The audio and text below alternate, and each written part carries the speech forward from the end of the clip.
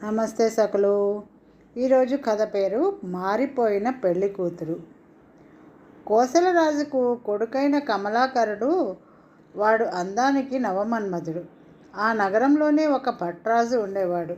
ఆ భట్రాజు దేశాటన చేస్తూ విధిరా నగరానికి వెళ్ళి ఒక నాట్యాచార్యుడి ఇంట అతిథిగా ఉన్నాడు.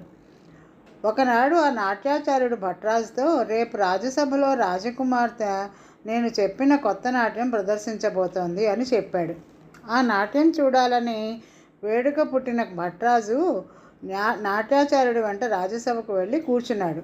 రాజకుమార్తె హంసావళి సభకు వచ్చి కొత్త నాట్యం ప్రారంభించింది. అందంలో రంభా ఊర్వశులను తలదన్నే హంసావళిని చూడగానే భట్రాజు, ఆహా, ఈ పిల్లను మా రాజకుమారుడు కమలాకరుడు చేసుకుంటే ఎంత బాగుండును అనుకున్నాడు. భట్రాజు చాలా గడుసువాడు. ఈ ఆలోచన తట్టిన మీదట ఇందుకు గాను తానే స్వయంగా పాట పాడాలనుకున్నాడు. దానికి మొట్టమొదటగా తాను రాజభవనంలో ప్రవేశించాలి. అందుకు గాను అతను ఏం చేశాడంటే, సభ ముగిసే లోపల ఒక గుడ్డ మీద సమర్థులుంటే నాతో సమంగా చిత్తరువులు చిత్రించవచ్చు అని రాసి దాన్ని పక్కన పెట్టుకుని రాజద్వారం దగ్గర కూర్చున్నాడు. ఈ సంగతి విని రాజుగారు తెలివిగా వీడెవడో గొప్ప చిత్రకారుడు అనుకుని తన కుమార్తె ఇంటి గోడలపై చిత్రాలు రచించడానికి భట్రాజుని వినియోగించాడు. భట్రాజు హంసావళి పడక గది గోడ మీద కమలాకరుణ్ణి, అతని పరివారాన్ని చిత్రించాడు.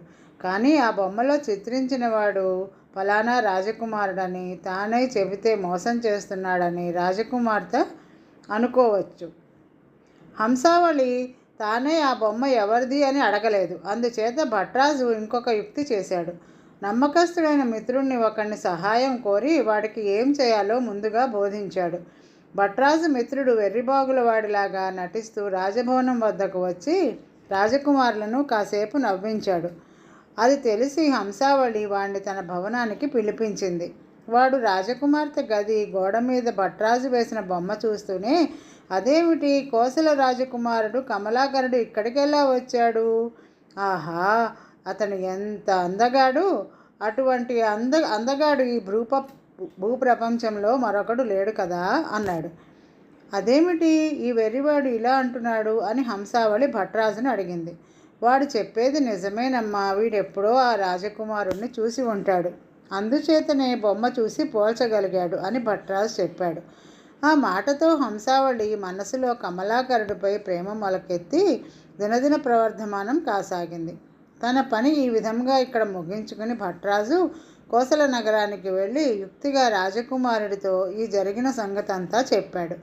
దాంతో కమలాకరుడికి హంసావళిపైన ప్రేమ అంకురించి దినదిన ప్రవర్ధమానం కాసాగింది. అది జరిగిన కొద్ది కాలానికి కమలాకరుడితో తండ్రి, నాయనా, ఈడు వచ్చిన వాడవు, అస్తమానం ఇంట్లో కూర్చుని సుఖాలు అనుభవించకపోతే మన శత్రువులను జయించి రారాదు. అంగరాజు మనతో యుద్ధానికి ఆయత్తమవుతున్నాడట. సైన్యం తీసుకుపోయి ఆ అంగరాజుని ఓడించు అన్నాడు. విదేశానికి వెళ్ళడానికి ఇది మంచి అవకాశం దొరికిందని అందుచేత కమలాకరుడు తండ్రి మాట ప్రకారం ఆ అంగదేశానికి పైకి దండయాత్రకు వెళ్ళాడు.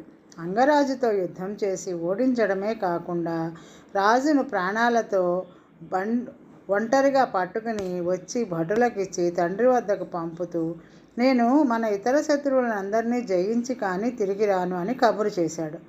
తర్వాత కమలాకరుడు దారిలో తగిలిన దేశాలన్నిటినీ జయిస్తూ తన సేనను అంతకంతకు పెంచుకుంటూ కాలక్రమాన విదిశా నగరం చేరి ఊరి బయట విడిది రాజుగారి వద్దకు ఒక దూతను పంపాడు. కోసల యువరాజు వరుసగా ఒక్కొక్క దేశాన్నే జయించుకుంటూ వస్తున్నాడు అన్న వార్త హంసావళి తండ్రికి అదివరకే వచ్చింది. ఆ యువరాజు ప్రచండమైన సేనతో తన నగరానికి వచ్చాడు అనేసరికి ఆయన బెదిరిపోయాడు. కానీ కమలాకరుడికి దూత ఆయన వద్దకు వచ్చి యుద్ధం గురించి మాట్లాడడానికి మారుగా, మా కమలాకర యువరాజు గారు మీ అమ్మాయి హంసావళిని తమకిచ్చి వివాహం చేయమని కోరుతున్నారు అని చెప్పాడు. హంసావళికి తండ్రి పోయిన ప్రాణం తిరిగి వచ్చినట్లయి వెంటనే కమలాకరుణ్ణి చూడబోయి, నాయనా, కాకిచేత కబురు చేస్తే అయిపోయేదానికి నీవే వచ్చావా? నా కుమార్తె నీకంటే తగిన వరుడు ఎక్కడ దొరుకుతాడు? నా కుమార్తె మహిమ గలది, పసితనం నుంచి విష్ణువుని ఆరాధించడం వల్ల ఎలాంటి జ్వరాన్నైనా ఆమె తాకి పోగొట్టగలదు. ఇది నాకే స్వయంగా అనుభవం అన్నాడు. ఆయన అప్పుడే తన కూతురి పెళ్లికి లగ్నం కూడా నిర్ణయించి తన ఇంటికి వెళ్ళిపోయాడు.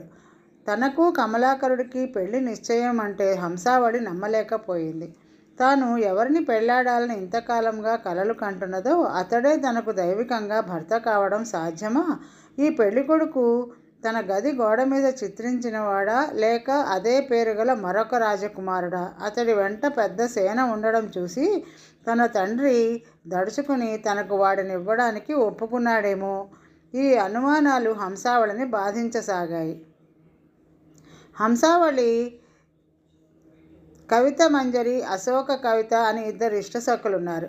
ఆమె కనక మంజరితో రహస్యంగా ఓసి, నీవు ఆ రాజకుమారుడి వద్దకు వెళ్ళి అతను నా గది గోడ మీద చిత్రించిన కమలాకరుడో కాదో సరిగా తెలుసుకుని రా అని చెప్పింది. కనకమంజరి గడ్డాలు, మీసాలు, కాషాయ వస్త్రాలు, రుద్రాక్షమాడలు, జింకతోలు మొదలైనవి సంపాదించి యతివేషం వేసుకుని కమలాకరుడుండే విడిదికి వెళ్ళి అతని చేత మర్యాదలు చేయించుకున్నది.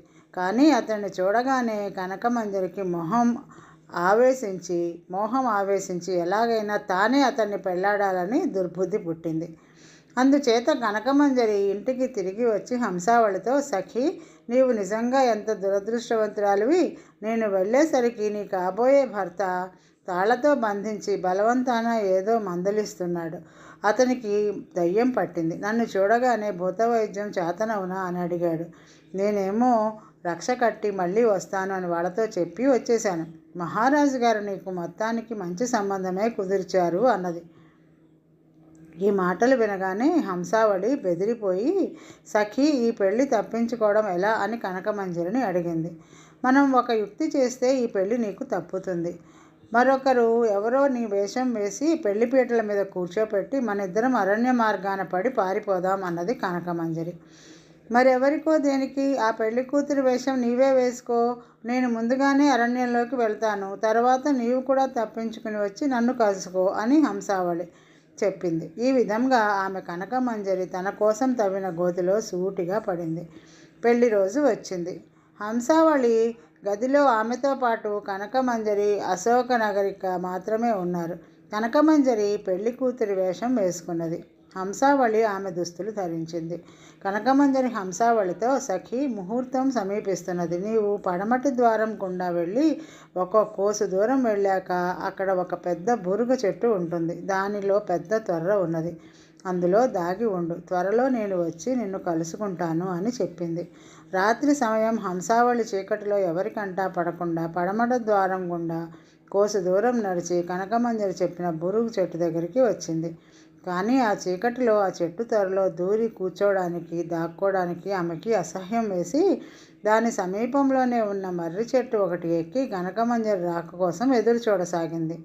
అక్కడ కనకమంజరి అశోకరికతో, రాజకుమార్తెకు ఈ సంబంధం ఇష్టం లేక ఈ దొంగ ఎత్తు వేశాం. నీవు నా రహస్యం దాచావంటే నా వెంట తీసుకుపోయి ఎంతో మేలు చేస్తాను అని నచ్చ చెప్పింది. తర్వాత పెళ్లి కూతుర్ని పిలుచుకుపోయారు. కనకమంజరి మేలి ముసుగు వేసుకుని ఉండడం వల్ల, రాత్రివేళ కావటం వల్ల ఆమె హంసావళి కాదు అని ఎవరూ పోల్చలేదు. కమలాకరుడు హంసావళిని పెళ్లాడుతున్నాడు అనుకుంటూ కనకమంజరిని పెళ్లాడాడు. వెంటనే అతను తన భార్యతోనూ పరివారంతోనూ తన దేశానికి బయలుదేరాడు. భార్యాభర్తలు ఎక్కిన ఏనుగు పడమట ద్వారం దాటి హంసావళి వెళ్ళిన దారినే నడుస్తూ బూరుగు చెట్టు దగ్గరికి వచ్చింది. కనకమంజరి చడుచుకున్న దానిలాగా అయిపోయి కమలాకరుని గట్టిగా పట్టుకుంది. ఎందుకలా భయపడుతున్నావు అని కమలాకరుడు అడగగా, కనకమంజరి, నిన్న రాత్రి నాకొక పీడకల వచ్చింది. అందులో నేను ఈ బూరుగ చెట్టు దగ్గరికి వచ్చినట్లు, అందులో నుంచి ఒక పిశాచి వచ్చి నన్ను పట్టుకొని మింగబోయినట్లు, అంతలో ఒక బ్రాహ్మణుడు నన్ను కాపాడి పిశాచితో సహా ఈ బూరుగ చెట్టును తగలబెట్టమన్నట్టు వచ్చింది. ఈ చెట్టును ఇప్పుడు చూడగానే నాకు ఆ పాడుకల జ్ఞాపకం వచ్చి భయం వేసింది అన్నది. ఈ మాట విని కమలాకరుడు తన భటులతో ఈ బూరుగు చెట్టును కాల్చివేయండి అన్నాడు. ఆ చెట్టులో నుంచి పిశాచి బయటికి వస్తే దాన్ని కూడా ఆ మంటల్లోనే వేయండి అన్నది దుర్మార్గురాలైన కనకమంజరి. బూరుగు చెట్టు కాలి బూడిద అయినాక కనకమంజరి తనకు హంసావళి మీద పీడ శాశ్వతంగా విరగడైపోయిందని ఎంతో సంతోషించింది. కమలాకరుడు ఆమెతో తన నగరానికి వెళ్ళి తండ్రి చేత రాజ్యాభిషేకం కూడా చేయించుకుని కనకమంజరిని పట్టపు దేవిని చేసుకుని సుఖంగా రాజ్యమేలుతూ ఉన్నాడు. కనకమంజరి చేసిన ద్రోహం మర్రి చెట్టు పైనుంచి కళ్ళారా చూసి చెవులారా విన్న హంసావళి తన దుర్దశకు దుఃఖించింది. ఆ బూరుగు చెట్టు మంటలోనే ఆత్మహత్య చేసుకుందామని ఆమె అనుకున్నది. కానీ చచ్చి సాధించేదేమిటి అనుకుని ఆ ప్రయత్నం మానేసి జనుల కంటపడకుండా నిర్జరారణ్యాల వెంబడ వెళ్ళి ఒక ఫలవృక్షాల వనం చేరి అక్కడ తన ఇష్టమైన విష్ణువుని ఆరాధిస్తూ పళ్ళ ఆహారంగా తన జీవితం వెళ్ళబుచ్చుకోసాగింది. ఇంతలో కమలాకరుడికి విడవని జ్వరం పట్టుకుని ఎన్ని చికిత్సలు చేసినా పోలేదు. ఈ జ్వరం చూసి కనకమంజరి బెదిరిపోయింది. తాను హంసావళిగా నటిస్తున్నది. హంసావళి తాకితే ఏ జ్వరమైనా పోతుందని కమలాకరుడు తన మామగారి ద్వారా విని ఉన్నాడు. కానీ అతను ఆ సంగతి మరిచి ఉండాలి. అది జ్ఞాపకం వచ్చేలోగా ఈ జ్వరం నిమ్మళించకపోతే తాను మాయా హంసావళి అన్న సంగతి బయటపడుతుంది. అసలే ఆమె తన రహస్యాన్ని తన వెంట ఉన్న అశోకరిక ఎప్పుడు బయట పెట్టేస్తుందో అని మదన పడుతోంది. ఒక్క దెబ్బతో అశోకరిక ప్రాణాలను, కమలాకరుడి జ్వరాన్ని పోగొట్టడానికి కనకమంజరి ఒక ఎత్తు వేసింది. ఒక రాత్రి వేళ ఆమె అశోకరికను వెంట పెట్టుకుని ఒక పాడుబడిన శివాలయానికి వెళ్ళి అక్కడి లింగానికి మేకను బలి ఇచ్చి మేక కళ్ళతో చూర్ణం చేసింది. తర్వాత ముగ్గు వేసి అందులో జ్వరపురుషుడి బొమ్మ వేసి దానికి సాష్టాంగపడమని అశోకరికను కోరింది. కనకమంజరి తలపెట్టిన ద్రోహం తెలియక అశోకరిక సాష్టాంగపడింది. వెంటనే కనకమంజరి కత్తి ఎత్తి దాని మెడ మీద వేసింది. అయితే ఆ దెబ్బ అశోకరిక మెదడుకు తగలక ఆమె భుజానికి తగిలి కొద్దిగా గాయమైంది. ఆమె పెద్ద పెట్టున కేకలు పెడుతూ బయటికి పరిగెత్తింది. ఈ కేకలు విని తెల్లారి వాళ్ళు పరిగెట్టుకుంటూ వచ్చారు. అశోకరిక మూలంగా గుడిలో ఉన్న కనకమంజరిని, గుడి లోపల ఉన్న దృశ్యాన్ని, ఆమె తలపెట్టిన నరబలిని అర్థం చేసుకుని కనకమంజరిని చావచిత కొట్టి కొత్వాల దగ్గరికి ఈడ్చుకుపోయారు. అయితే కమలాకరుడు నేర విచారణ చేసే లోపే కనకమంజరి తాను తిన్న దెబ్బల ఫలితంగా చనిపోయింది. కనకమంజరి చేసిన దుర్మార్గం అంతా అశోకరిక ద్వారా విన్నాక హంసావళి జీవించే ఉన్నదని కమలాకరుడికి అనిపించింది. ఆమె చెట్టు త్వరలో దాగి ఉన్నట్లయితే దాన్ని తగలబెట్టినప్పుడు బయటికి రాకుండా అందులో నికృష్టమైన చావు చావదు. ఆమెకు వెతికి తెమ్మని చెప్పిన అన్ని వైపులా అతడు మనుషుల్ని పంపాడు. వారిలో కొందరు హంసావళి ఉండే ఫలవృక్ష వనానికి వచ్చి ఆమె హంసావళి అని తెలుసుకున్నారు. కనకమంజరి చేసిన ద్రోహం బయటపడిందని ఆమె వారి ద్వారా తెలుసుకున్నది. ఆమె వారి వెంట బయలుదేరి కమలాకరుడి దగ్గరికి వెళ్ళి అతన్ని తాకగానే అన్నాళ్లుగా బాధించిన జ్వరం కాస్త పోయింది. తరువాత కమలాకరుడు హంసావళిని వైభవంగా పెళ్లాడి ఆమెతో సహా సుఖంగా రాజ్యమేలాడు. ఈ రోజుకి కథ సమాప్తం సకలు. తిరిగి మరొక కథతో రేపు కలుద్దాం. నమస్తే.